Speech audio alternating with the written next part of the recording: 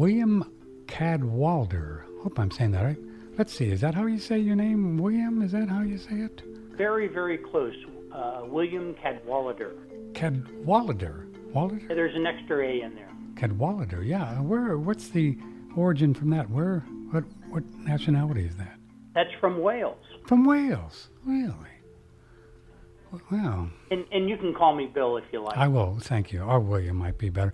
Yeah, William holds a Bachelor of Science degree from Cal Poly, Pomona, master's degree from Pepperdine, Malibu. He's presented at the annual Cancer Convention in Los Angeles. He's taught at the International Institute of Building Biology and Ecology. We love these folks to talk to. He writes extensively on solutions to harmful electromagnetic radiation on the website, blog, social media. He's really spent his entire life working around technology. He was in the Marine Corps, and before consulting electromagnetic radiation, he was concerned with the amount of radiation we were exposed to in our daily life.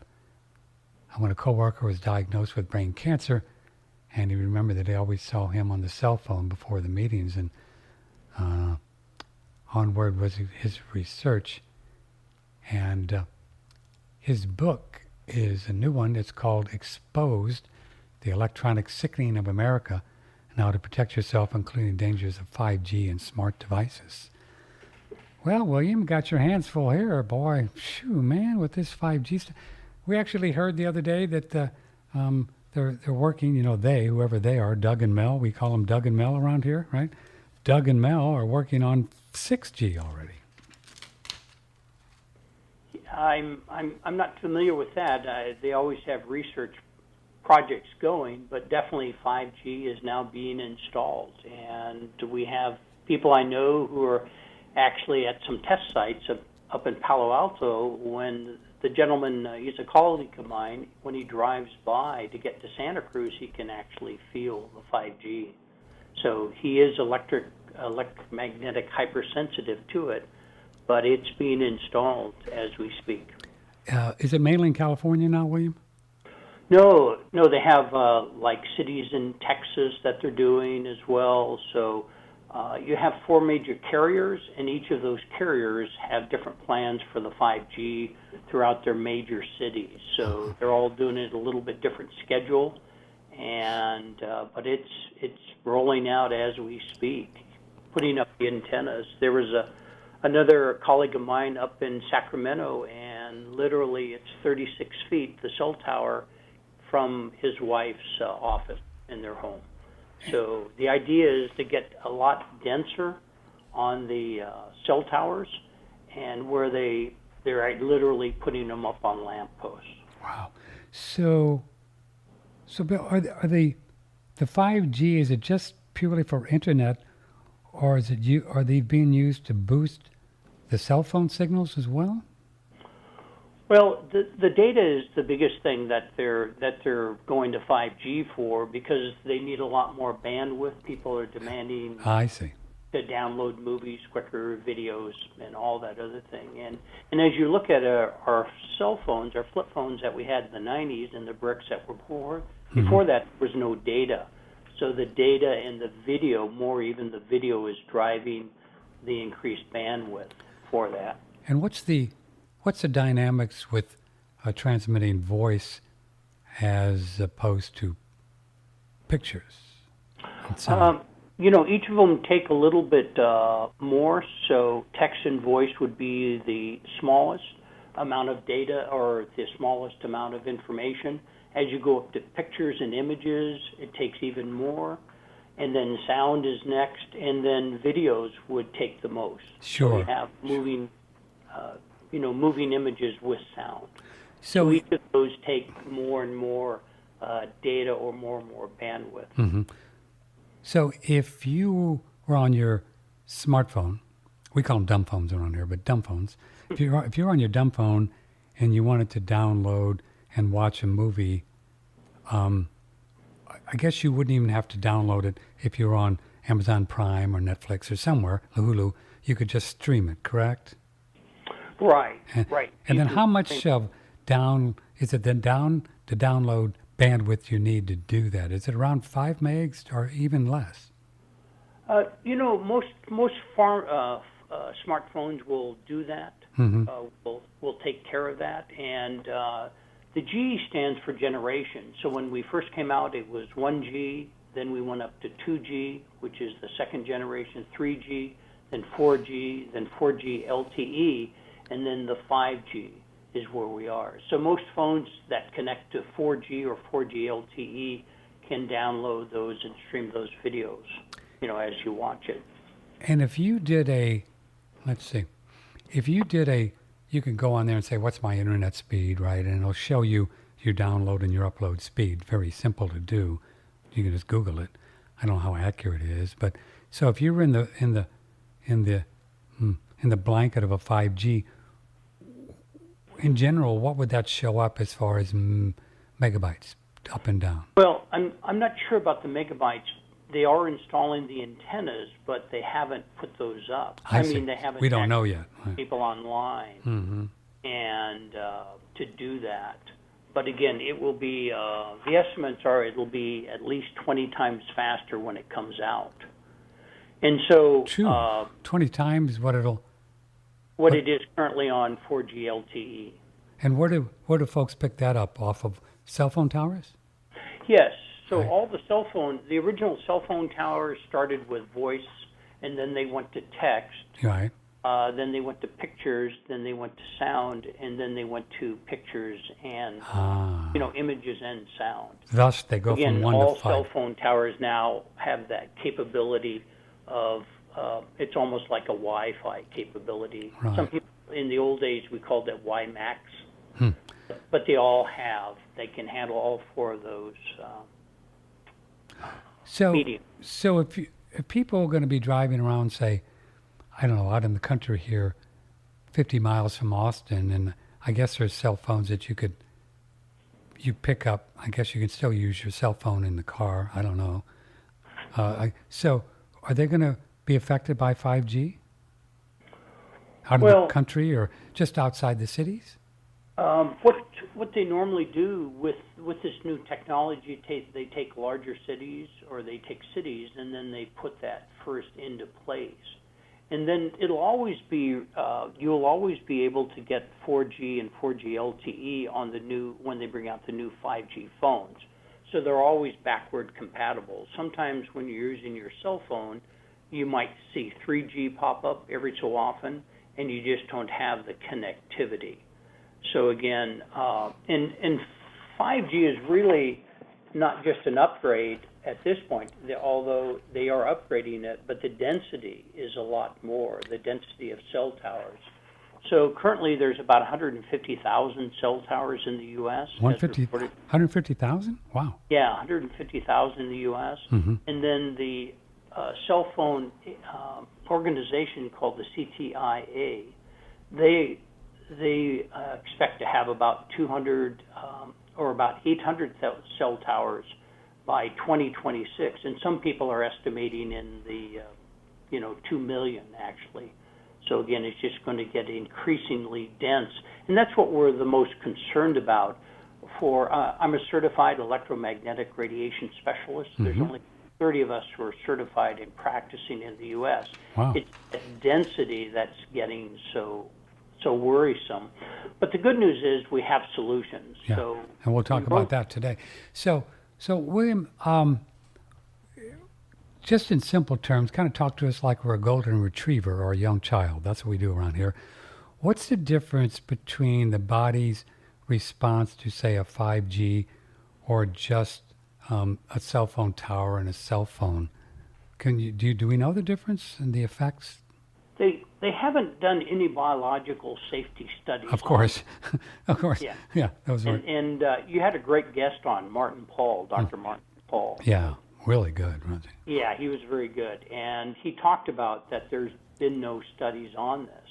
And so what normally happens is when I measure a cell phone, a flip phone, the radiation is a lot less on a flip phone, because it can't do a lot of the things a smartphone would do. Similarly, the towers that you have that in the old days that supported a flip phone didn't have to be as intense, didn't have as much radiation. So as you go up to 5G, then you have to have even more radiation coming from those towers, and those towers tend to be denser as well. So instead of being 1,000 feet away, they'll start to be as close as 36 feet. And so in the book, I talk about DDT, not the old DDT. I mentioned that as well. But DDT is what's the dosage, what's the distance you are from that dosage, and what's the amount of time you're spending there. Oh. All three of those things you have to sort of combine together. Mm-hmm. So the signal must not go as far, because I keep seeing reports and hearing about these 5G things are going to be like on every other block or something in an urban area? Right. So because they're sending so much more data through it, you have to actually get it closer to the source. Oh, great. And because it's closer to the source, then again it has more influence on the body because the radiation is closer. The radiation is closer. So the radiation must decrease and affect the cells in proportion to how close it is to it? Yes, the higher the radiation, the more the cells are affected. And again, I'm not a medical doctor, Sure. but we do know that it damages the DNA, and Dr. Martin Pall talked about that in the voltage gate calcium channels, how that's affected. Yeah. We know the blood-brain barrier is compromised. So toxic items in your blood, whatever, as they go through the brain, there's a tight barrier that doesn't allow some of those toxic metals and other things in your blood to get into the brain. There was an experiment where as little as after 2 minutes, your blood-brain barrier started to open up and those toxic metals could start to enter your brain. And the other thing it does, this is three of the major things it does, it weakens the immune system. So you might now get a disease you would never have gotten. Sure. And now since your immune system is weakened, it's harder to get rid of that disease. Sure. And as we conjecture here, and I suspect you would agree, you tell me, since these cell phone towers and the Wi-Fi and the whole thing has started, there'd be absolutely no way to quantify how this is affecting the health of humanity, because nobody's making this real connection in a scientific way. I mean, how could you? Well, George lived in so many whatever for 12 years and he came down with cancer. You know what I'm saying? Right. There are studies. Cindy Sage, I know you've had on before. She's cool. Yeah.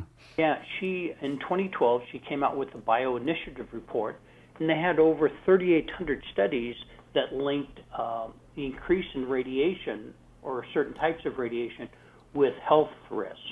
So they've made that connection, and now we estimate that there's 5,000. I even heard Dr. Martin Pall say there's 10,000. So there's tons of studies out there. We have studies in the book where we look at the Netherlands, where the GBM tumors, the glioblastoma multiforme, had actually doubled recently in the Netherlands.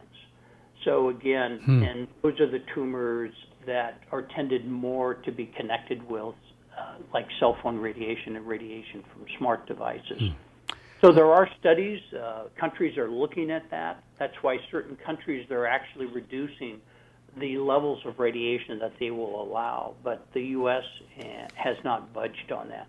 Mm-hmm. Bill Cadwallader, and again, your title is electromagnetic specialist, not electroradiation specialist, correct?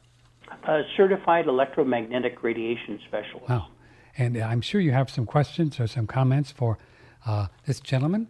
And if you'd like to pick up his book, you can go to Amazon, quick and easy, flip, click, click, get the Kindle or also the paperback for about $18, Prime, and you have it in a couple of days and bone up on this.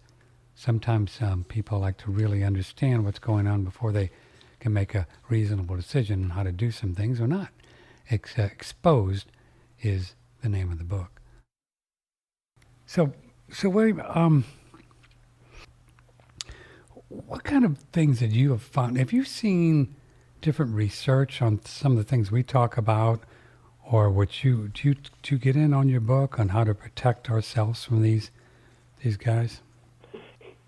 Yeah, one of the major reasons I wrote the book is that there's four major types of radiation that need to be measured. There's radiation through the air, which is Wi-Fi, wireless, and Bluetooth mainly. Some people call it RF. And then there's three radiations from the wires. There's electric radiation, magnetic radiation, and dirty electricity that your last guest, I think a week ago, Dave Stetzer, talked about. Okay. So there's four: RF, electrical, magnetic, and dirty, and those are from the wires. Yes, the last three are from the wire, and it's very important. So when we go out to people's homes or schools or businesses, we measure all four of those, and those are very important. I don't know if you've heard about the middle school that 24 actual teachers and staff had cancer from a single middle school. No, really? Where was that? Yeah, and if that's not bad enough, former students at that middle school, 49 of them now in their 20s have developed cancer. So Patrick, when you were in your 20s, how many of your friends had cancer? We didn't even know the word. Right, same with me. And here's the worst number of all, 12. And I talk about this in the book. 12 have died. 6 teachers and staff and 6 students have now died in their 20s. And what was and the three top what was cancers unique? were Go ahead. 13 times the expected thyroid cancer, 10 times the expected melanoma, and 9 times the expected uterine cancer. And that was just the 3 top diseases, the 3 top cancers. And where's this school? Well, it's in California. It's in California. And what was unique about their exposure? Well, what happened was, and you've had Dr. Sam Millam on, and he actually saw an article in the paper, and so he went over to that school, and after hours he measured it, and the dirty electricity in the 11 of the classrooms were over 60 times the safe level that Dr. Sam Millam and Dave Stetzer recommend. Oh, how many times? It was over 60 times the safe level. And the meter at that point, the meter they were using, the Stetzer meter, actually pegged. In other words, it wouldn't go any higher. Wow. There was a school a couple of miles north of there that Dr. Millam measured a little bit later, and it was like over 100 times the safe levels that they recommend for dirty electricity. And Dave Stetzer and the Graham Stetzer people, what is it, Bill? They said that 30 is where you want to probably be. That's Russians say it's possibly safe. Right. So what we say, based on, I know you've had Dr. Magda Havas on as well. Mm-hmm. So she has shown changes in blood chemistry and other things at about 30 or below. So when we go out and measure and install filters, we try to get it below 30 where someone sleeps, and then below 50 where they don't sleep. So the 3 most important places when someone's in a home is a measure where they sit, where they sleep, and where they stand. Mm-hmm. And that's what our discipline does, is we go into homes, we look at places where people spend the most amount of time, and then we measure all 4 types of radiation. We'll measure the electric radiation, the magnetic radiation, dirty electricity, and then also the big thing now is Wi-Fi and wireless. And in the building biology in Germany, that's where we get our standards, and we use those in America. And the standards, we don't use the word safe.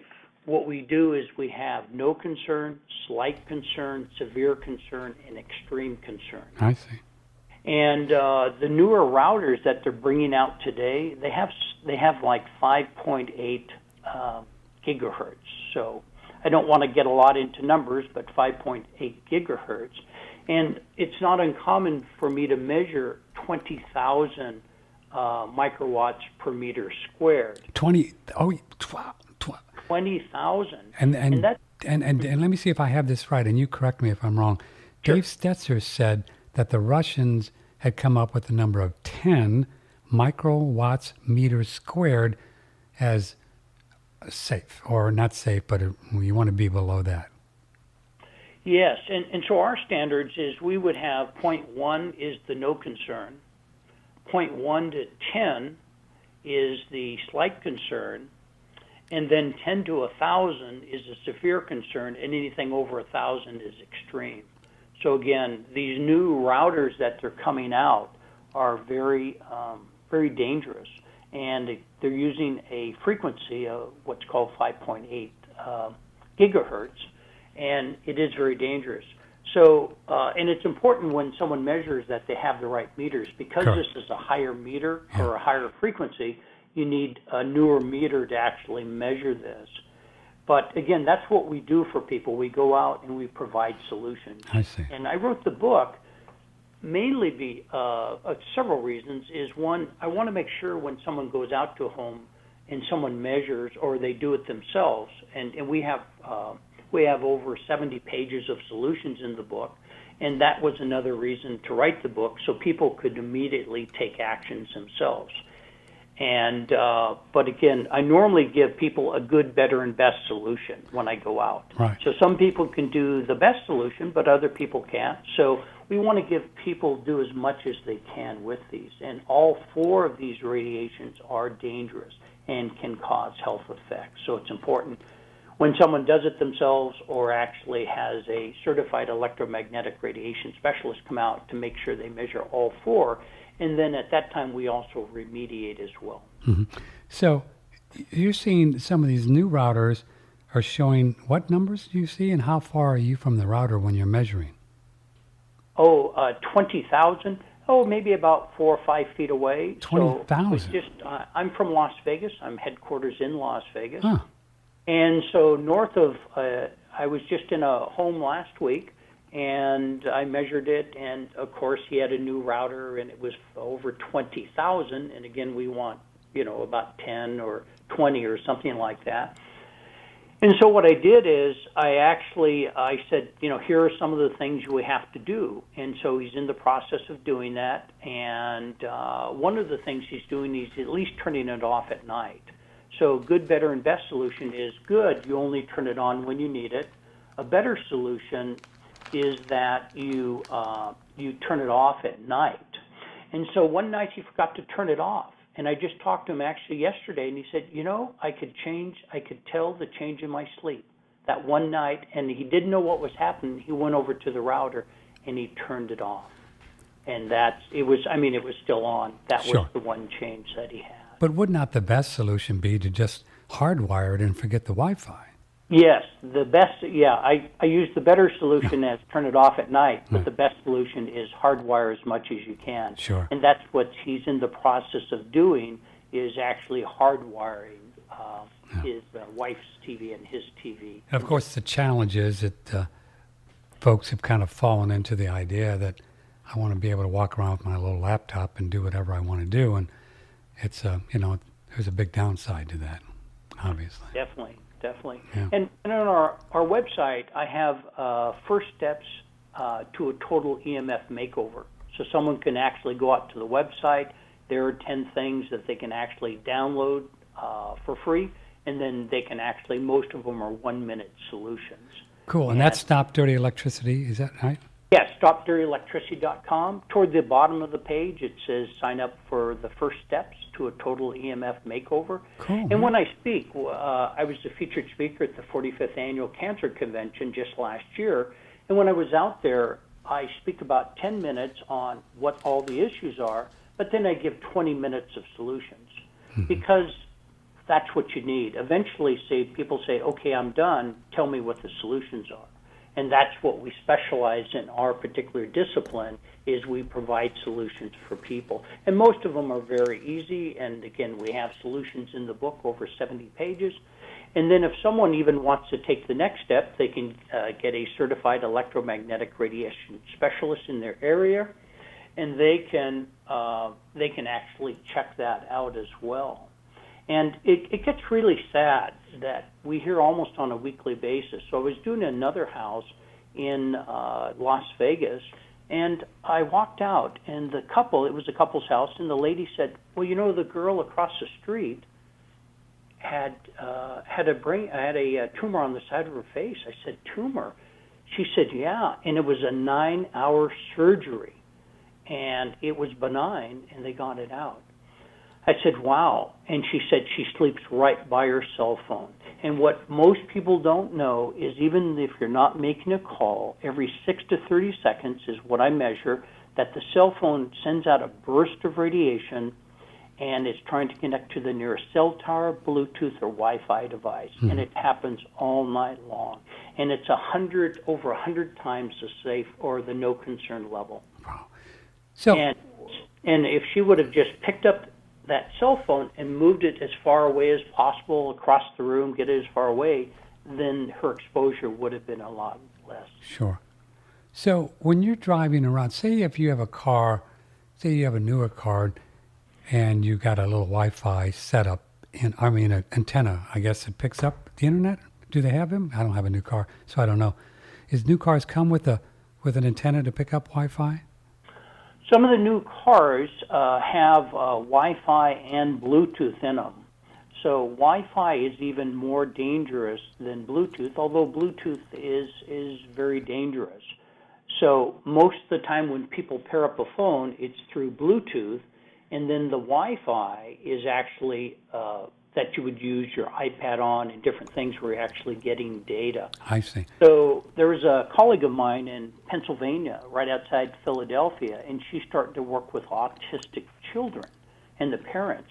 And so this one parent had an autistic children, and again, we're not making any medical claims, so please let your viewers know this. And when they unpaired the phone from the Bluetooth in the car, the child started to improve almost immediately. Because the child is so sensitive, just that little bit of Bluetooth in the car is actually affecting them. So if someone's in that state, what we recommend is they actually disconnect the Bluetooth, and then in newer cars, they would disconnect the Wi-Fi. So what's the difference, Bill, when you're driving down out in the highway somewhere, and you would have your Wi-Fi thing disconnected or connected, and even if you're not going to use the phone, does it matter? In other words, say there's no phone in the car, but you disconnect your Wi-Fi. Does that affect the body in a good way? Or does it only affect the body in a negative way when you use a device? Well, what happens is most people don't know is certain things like routers and cordless phone bases are some of the most dangerous because instead of being a periodic, every 6 to 30 seconds, they're just every second they're sending out a signal. So if it's a Wi-Fi router, like in the car, a mini Wi-Fi router, then that would be a continual exposure. It wouldn't just be every 6 to 30 seconds. Even if you don't have your phone on? Right. Wow. So if the router, it can. So in your house, the gentleman that I talked about that was sleeping and had a bad night's sleep and then realized he left the router on, it's continually going out almost like a machine gun. Yeah. It's just continually just going out and out and out because it's going out trying to find the nearest device to connect. Because all of our electronic devices, including smart devices, they all have a receiving and a transmitting mode. So again, it doesn't matter to the phone. And most people think like a cordless phone base, boy, they're one of the worst because when you hang up the phone, it stays on. It continually broadcasts, trying to find the next phone. I told this little story years ago. There's a counter in my kitchen where you can sit kind of next, just off to the side a little bit, kind of like a counter to do stuff with a little mini desk. And I used to sit there in the evenings and talk to my girlfriend, right, on the phone. So there were times when I start to feel like weird when I sat down there, and I thought, well, there's something going on with this relationship here. I got to figure this out. So then I got my my little meters out, and I start to dink around there where I was sitting, Bill, and I figured out very quickly that the phone that I was using had a little square thing. What do you call these things that plug into the? It's just, a little square box. It's not very big, 2 inches wide by 2 inches. What do they call those things that plug in? They call them a wall wart or just a. Are you talking about the plug that plugs into the wall? Yeah, just a little square thing. Yeah. What is that? That must do something to the energy going into the phone, right? Yeah. So all electronics have to run on 19 volts or less. Right. And so what happens is in the wall we have 120 volts. Okay. So when those electronics, when the voltage is compressed down to 19 volts or less, Yeah. it creates small spikes of radiation that piggyback on the line that are dirty electricity. Ah. So dirty electricity is caused by the electronics in our home. So all the electronics that we have, they're constantly, and it's doing it thousands of times a second. But light bulbs are also a problem. Sure. Yeah. Any CFL light bulbs, the old curlicue light bulbs, or the newer ones that Magda Havas have talked about, and I know Dave Stetzer has, those also, they're actually going on and off anywhere from 5 to 20,000 times a second. Every time it goes on and off, it creates a little spike of radiation. Oh. So that's what I was feeling, and I figured that out. And this little plug I didn't need. All it did was light up and tell me who was calling, and who cares, right? I just pulled it out, and I immediately could feel the difference, and the meters just went silent. And that little thing right there was causing me a problem because I was only about 5 feet away from it, and I didn't.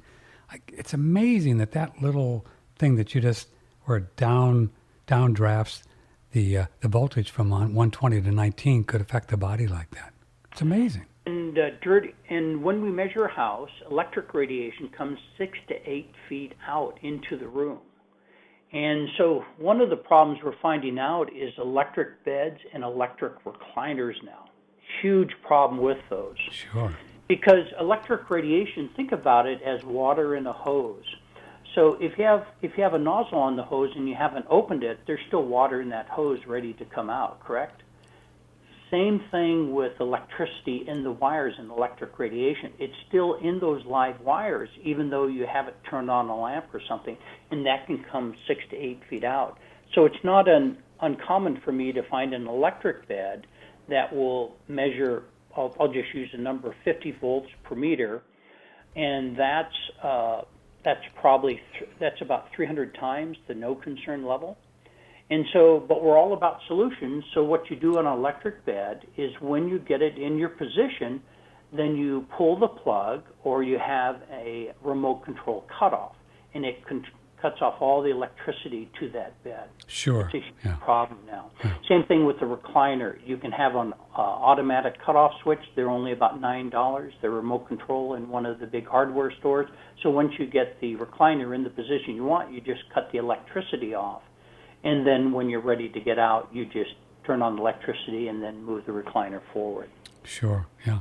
Here's an email. I haven't yet noticed any consumer Wi-Fi routers or cell phones with 5G circuitry built in. We may not have direct capability to stop the rollout of 5G transmitters, but we have full discretion on whether to purchase the new 5G devices. Hopefully people will recognize that the promised faster data speed of 5G is not worth it at the expense of our health, and thwart the 5G movement by not buying into it. Shows like this will help spread the word. Appreciate your work. Oh. Yeah, and again, with our solutions, we assume no one's really going to get rid of their cell phone. People are going to keep their smart devices. And with those, we show people how to use it safely. So one of the things people don't know, and it's in one of the first steps that we have on the website, that free report, is that when you never carry your cell phone in your pocket, because every 6 to 30 seconds it's trying to find the nearest cell tower, Bluetooth, or Wi-Fi device. But if you turn airplane mode on and Wi-Fi and Bluetooth off, it immediately shuts off all the radiation on that phone, and you can carry it very safely. Huh. And there was, we were doing some work in South Orange, Southern California, went to a firefighter's house. He had a son that was 19, and he brought him out. We said, we didn't know what this was about. He said, my 19-year-old son has a hip replacement. Well, how can a 19-year-old son have a hip replacement? When he was a freshman in high school, he took his phone and he kept it in his front pocket all the way through high school, 4 years. He graduated. Shortly after he graduated, he was hiking, jumped off a small rock, broke his hip. They rushed him to emergency, put him on the operating table. The surgeon, the first thing she found was a huge tumor right where he carried the cell phone. Oh, wow. She went right through that tumor, and she couldn't believe her eyes. She could take her finger and stick her finger right through the bone. His bone was completely dissolved. Wow. Let's go to the phone. Hi, who's on the phone here? Good morning. You're on the air. Hey guys, it's Sean up in Seattle. Wanted to know if you had a 2-minute elevator pitch to exactly who you're just talking about, the kids and their cell phones. What would you say? Because that's the biggest challenge we have as parents is educating the kids who have their cell phones in their pockets, on them 24/7, 365, and, you know, it's not like kids are dropping dead and pushing your finger through every kid's bone, so they don't see people dying on the street corners because they got cell phones in their pockets. But you know, you hear So these what are you asking? If he had a 2-minute elevator pitch to 2-minute elevator pitch. encourage the teenagers, well, and the adults. Okay. All right. So, other than just telling them the truth, what would you say, Bill? Normally what I do is I have stories, so I would tell someone a story about about a cell phone in the pocket. My wife just several months ago went to a funeral. The gentleman died of testicular cancer. He was ready to go into the Coast Guard, and that's where he carried the phone, right in that pocket. And what we've also done is, Patrick, we try to provide any level of education we want, like a book, but I also have found that 1-minute videos work well. Yeah, so I have yeah. 1-minute videos on my website and also on the YouTube. And so one of them is Cancer on Your Nightstand. And another one is Step Away from the Microwave. And we find out with about a 1-minute video, they sort of get it because I've got the meter there and they can see as you move away. Yeah. But I would say the stories tend to work the best. I mean, any of us in this business continually get the stories on a weekly basis, these heartfelt stories. Yeah. When it becomes personal, that's when. And what we say is take the precautionary approach. Remember the lady with the young girl that was 16 that had the tumor on the side of her face? Mm-hmm. I saw that client recently, and she said it grew back in less than a year. And this time it was cancerous, and she had another 9-hour surgery with plastic surgery at this point. Wow. And what would have taken to just move it across the room? And it almost has to become personal, or they have to see, if they're more engineering type, the videos and. Sean, an idea from this side, Sean. He asked a good question. If you could edit out several of these guests talking about, the safe levels, 2 or 3 of them saying the same thing, and then letting your little ones hear that, and then get yourself a meter, and then showing them the difference, between a safe level and where they might be at. The kids are pretty visual, that might, have some impact on them. Yeah, I definitely agree.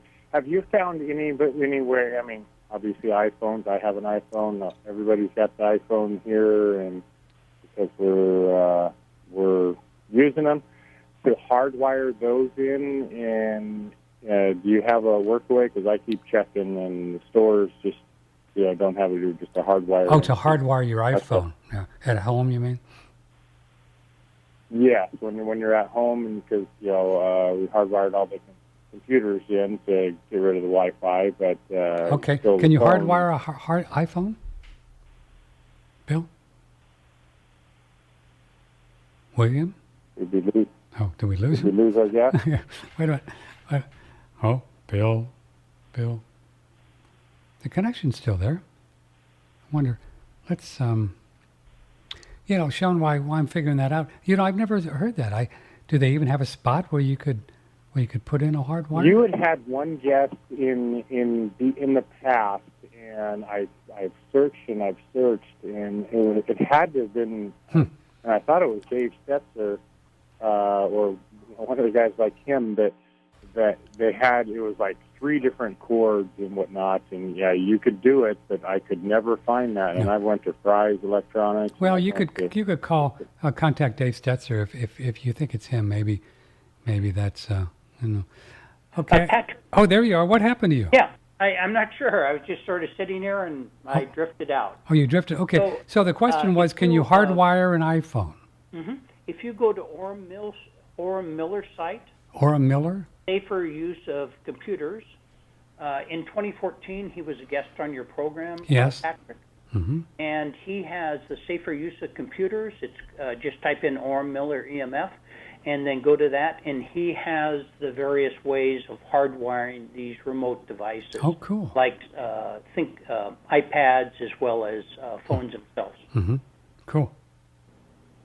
How do you spell Orem? So it wasn't Dave Stetzer. Perfect. ORAM. O-R-A-M Miller. So check and him then out, Miller, Sean. And Yeah. he's in Los Angeles, and he keeps that all up to speed on that. What's the best way to use it? What's the safer way to use it? So Cool. he has a great website on using iPhones and different types of safer. Okay, John. And the meter that you have, Patrick, Yes, sir.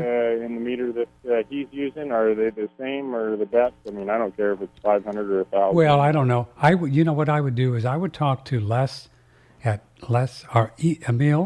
lesemf.com and get his advice. He knows his stuff. Now, Dave Stetzer did say, and we get Bill's opinion, that he would prefer not to have the one that I have. It's got this orange ball on it because it's omnidirectional. That he would kind of like to know exactly what directions he's coming from. So some of these meters, Bill, you can respond to this. Actually have a directional thing on it so you know what direction it's coming from. Do you agree with Stetzer on that? Yes. Remember, to measure all 4 radiations mainly with the cell phone or the smartphone, we were talking about Wi-Fi, wireless, and Bluetooth on that. Mm-hmm. But there's 2 great meters to measure that. One is called the Safe and Sound RF detector. It's at Safe Living Technologies. And then also Emil at lesemf.com. He has a great meter. It's called the Acousticom 2. So in my book, in the back of my book, I detail the 4 types of meters that you need to measure this.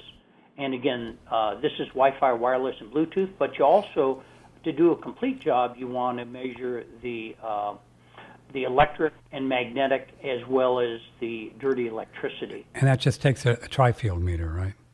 Actually, I would go with on my website, I recommend certain meters. One's called the ME3030B by gigahertz. You can just go to stopdirtyelectricity.com and see that. And then also the Dave Stetzer meter is a great meter for dirty electricity. Yeah. And then also you need a Wi-Fi, wireless, and Bluetooth or RF meter, which is either the Safe and Sound RF detector and or the Acousticom 2. But you do need to measure all 4. Some people want to start with, Wi-Fi, wireless, and Bluetooth. Sure. And, Just get the those big are guy great first. ways to start. Are those both directional, William? Yes. Okay. The Safe and Sound and the Acousticom 2, both the antennas on the back. So as you hold the back toward a source and you're looking at the front, it's coming right through, from the back to the front. Well, you have some good sources there, Shawnee. Excellent. Thank you very much. Keep up the good work. Support you every way we can. Our pleasure. Thank you. Yeah. Here's an email. Do a couple more before we go here. Denise says, I learned this weekend that a ketogenic diet offers protection from radiation. Okay. Not heard that, but have you ever heard that, Bill, William? I'm not familiar with that. Okay. We don't get too much into diet. What we do is we have scientific approaches to measuring radiation. We know the levels of concern and then how to reduce those concerns. Yeah. Yeah, you'd have to just be careful with that. People make a lot of claims about a lot of things on the internet, so I don't know. I suspect in some way more fat would be a protection, but somewhat, but not sure about that one. Hello, Patrick. There is some confusion regarding earth grounding, and I have a question for William about it. I've been using earth grounding for years with very positive results. I use a long copper rod that goes into the ground. I know that Dave Stetzer is against it. He's saying you are just trading voltage for current. But my question is, which way do the electrons flow when you are grounded, from the earth to you or to the earth? If from the earth to you, that to me would be a very helpful.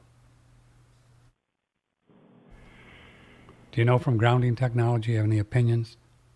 Sure. Some people interdiscipline like it. Other people don't care for it.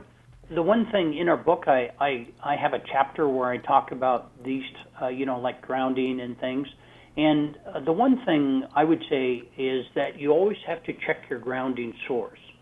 So a lady flew me up to Idaho, and she has 20 acres, and she had 5 acres where she was going to put some horses and some other animals. And so when I measured the source, it was over 25 volts per meter. In the ground. And in the ground. Put that in perspective, we want to be at about 0.1 or 1. Right. So again, if someone was putting in a grounding rod at that point to be grounded, then that would not be good. So if someone does that, I would always, before they ground it, I would always check the grounding point to see what it is with a meter. And then I would check it annually as well, because things can change. They might put in a new, power substation where now at that point where it was low, but now it's high. So yeah, Peter, I would do those two things. Yeah, Peter, so you could listen to Dave Stetzer or call Dave, and he can show you how to check how much voltage is in the ground where your copper wire is going, and that would be a good place to start.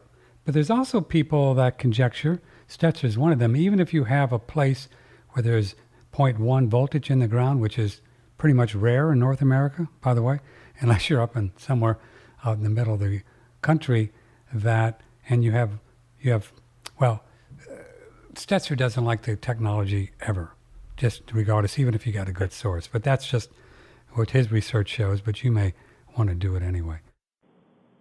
And again, with his research, the cow's milk plummeted at 1/10 of 1 volt. That's right. Yeah. And the meter, the ME3030B, which is a magnetic and an electric meter that we recommend for residential use, we have commercial meters that are thousands of dollars, but this is about $145. You can actually just put it on E, and then you can turn it on, and you can actually just lay it on the ground, and it'll tell you what the cool. Here's a question for you, William. Is the problem with Walmart kind of power transformers used for many electronic devices, like Patrick talked about with his phone, is it the problem EMF radiation or dirty electricity spikes induced by the house wiring? If some of the issues is EMF radiation through the air, would wrapping the transformer with aluminum foil or spray painting it with metallic paint help? So I think they're referring to a transformer that's on the end of a plug. Yeah, well, like I was talking about, William, on my phone. Right. That would actually put the aluminum foil wouldn't stop the magnetic radiation, so there's a couple of problems with those. So that's why we always recommend when someone charges a cell phone, one of the worst things you can do is charge your cell phone on your nightstand, because you have the Wi-Fi, wireless, and Bluetooth going all night long, pulses of radiation. But that wiring, that actual charger, creates electric radiation, magnetic radiation, and dirty electricity. So when you have a transformer in the wall, you would again create you have the possibility of creating all three of those. Yeah. So it's what I was feeling was not necessarily emanating from that little square. It was going through the wires, so it was creating a huge amount of dirty electricity when I was near the wires there. As well as magnetic radiation, they normally create a lot of magnetic radiation. Wow. Man. But the good news is, Patrick, we have solutions. Yeah, well, there's always a way, right? There's always a way. Multiple ways. Mm-hmm. And we have good, better, and best solutions. Here's another for you. What effect do these fitness trackers have on our bodies?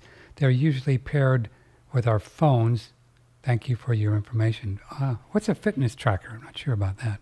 Well, a fitness tracker is like Fitbit or something like that. And every year, I live in Las Vegas. I go to the Consumer Electronics Show, and this is one of the biggest shows in Las Vegas. And the last 5 years, they've been talking about smart devices. And this year, they were actually going crazy on smart devices, what they had.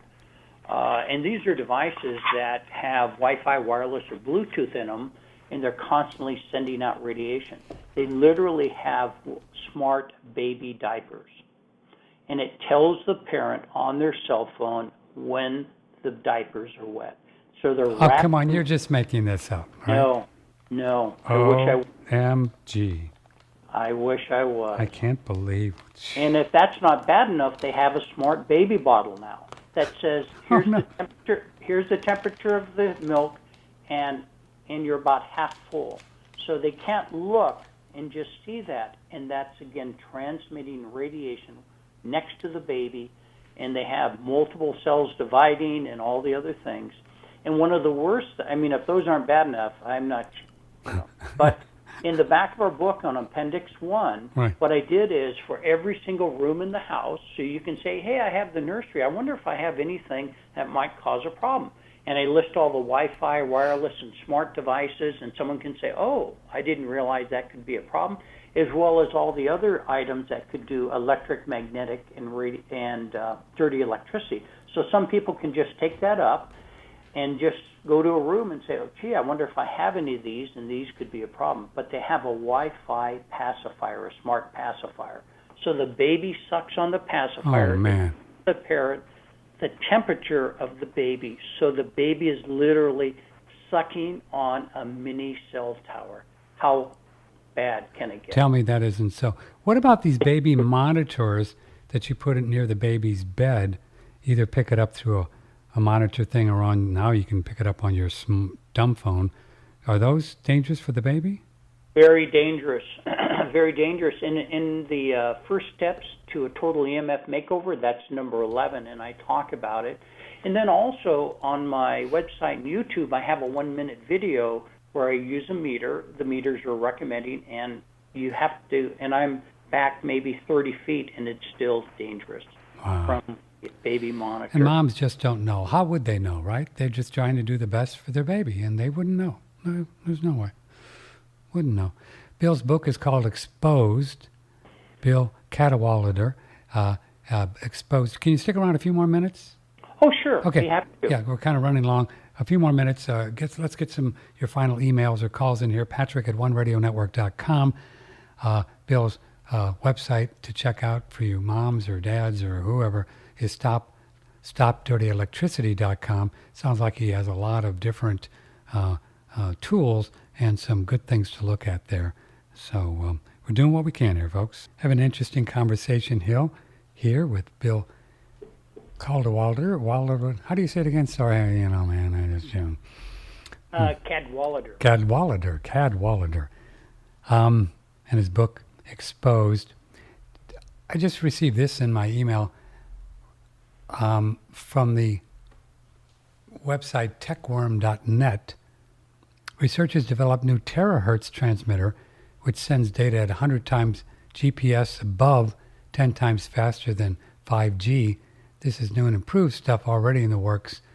Terahertz, wow, 300 gigahertz band, higher up the spectrum than 5G is likely to use. So, wow, this isn't going away, William. No. Man, they're into this stuff, and as you know, governments are not. They're not doing anything. They're not studying anything. I guess, didn't Dr. Paul suggest that the only thing the governments have ever studied, and that's very limited, is the thermal effect of cell phones right on your head? Yeah, it's called the thermal effects, and in the book we talk about SAR and SAM. And SAM is the dummy that they actually use to measure the radiation, and it's 6'2", and it's 220 pounds, and it represents less than 3% of the American population. And when they test a cell phone, they never put it right on the dummy's head. It's always spaced away, because if you read the fine print in any of the phones that you buy, any of the smartphones, it will say never hold the phone next to your body. On your body or next to your body. That's what they say, never hold the phone. next to your body or on your body. And it's a huge collusion. We go into the book, besides the solutions, I do want to emphasize that, but we also talk about safe things that are now dangerous, like asbestos. So we have a little timeline on asbestos, and they knew asbestos was dangerous in 1918. That was the first report that came out, but it took years later, decades, until it actually was started to be banned in certain substances. BPAs, they knew in the 1930s that there were dangers with BPAs, but we just heard about the last 10 or 15 years ago. Even lead in paints, 1950s, they knew there was a problem, as well as lead in gasoline. And these are the timelines we have in the book. In 1922, they knew there was a problem with lead in gasoline. And pesticides like DTTs, 1950s. But the crown one is tobacco. In 1929, they linked tobacco with lung cancer. And when did they finally settle the lawsuit? Early 2000s. And Cindy Sage has said, and it's like, how many studies will it take for people to use these devices safer? We're not saying don't use it. And do you know how many studies Cindy Sage said that they had until they finally settled the tobacco issue? It was 60,000 studies.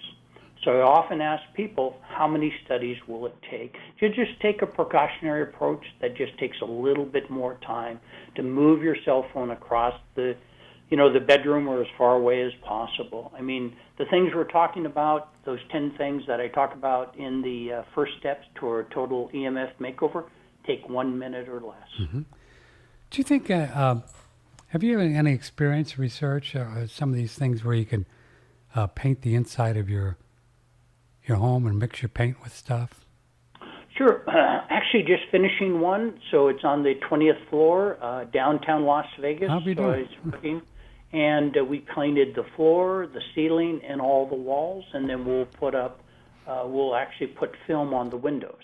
Now, that's a little bit different because if you're in a condo, literally you can have a lot of neighbors that can affect you, as well as when you look outside of this window, you see a large cell tower just in the next block. Mm-hmm. So the paints do work well, but whenever you do shielding, we recommend that you always have meters because almost all the shielding is reflective.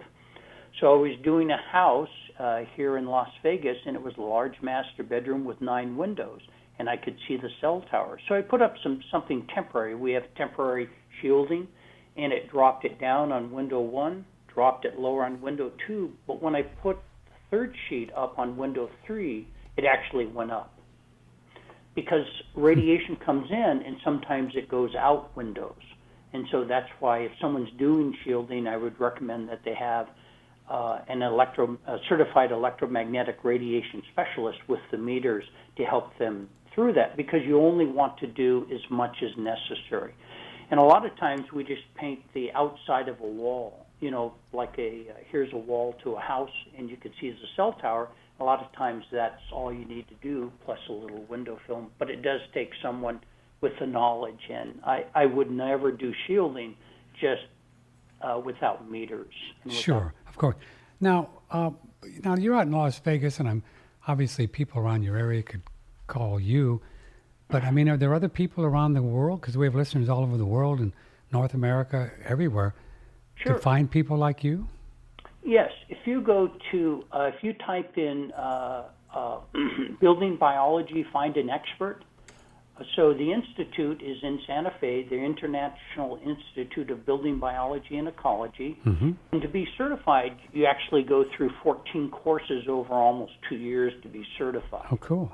And so they have classes. They actually have a class this August, one of the beginning EMF classes there at the Institute, and I'll actually be a teaching assistant with them. Oh. But if you go out to there and look at Find an Expert, then it shows you by state and by where people are. You get certified biologists, they call them? Yeah, building biologist was the original certification, and then they made a certified electromagnetic radiation specialist, and then they specify the difference on that particular chart if you look. And building biologists are good in this field. They've just added another certification. We take some more classes, but they're good as well. And we just talk if they specialize in this area. Some specialize with mold and air quality and things like that, and but some of them also specialize in electromagnetic radiation, measuring it. And again, the key is to measure. Have someone, either yourself or someone else, to make sure they measure all 4 types of radiation. I can't stress that so high. You want to measure them all. Have you did you come across any of our shows with George Swanson? No. The gentleman that wrote Building Walls. Breathable Walls, yeah. Yeah, Breathing Walls. I haven't heard the show, but Orem Miller, he has a workshop in Southern California every 2 months. He was the one that actually co-wrote. He was a co-author with that book, The Breathing Walls. Yeah, that's right, with George. Well, George tells us that all sheetrock sold in this country molds, except for the magnesium oxide stuff they're starting to produce that they make in China. Wow. Yeah, all of it. And we've got a good, pretty inexpensive way to remediate the home from mold with a Living Streams product called Mold Relief that I found. Wonderful. I thought it was amazing when I did my home. Just amazing. Boy, I'm going to look in that after we get off. Yeah, check it out. Yeah, I would listen to George's show, and then if you like to learn more information about the mold relief, just email me and I'll turn you on to it. But yeah, he said this stuff with the humidity and the way this green board and all this stuff sold at Home Depot and the rest of the places, it just molds. It just does over time. Just no doubt about it. But this new magnesium oxide stuff, it's called Magnacrete, magnesium oxide. So they're making sheetrock with it and put it in, using it as basis for a home, for the slab, so they don't have to have rebarb. As you know, that's a problem, right, when you put rebarb in concrete.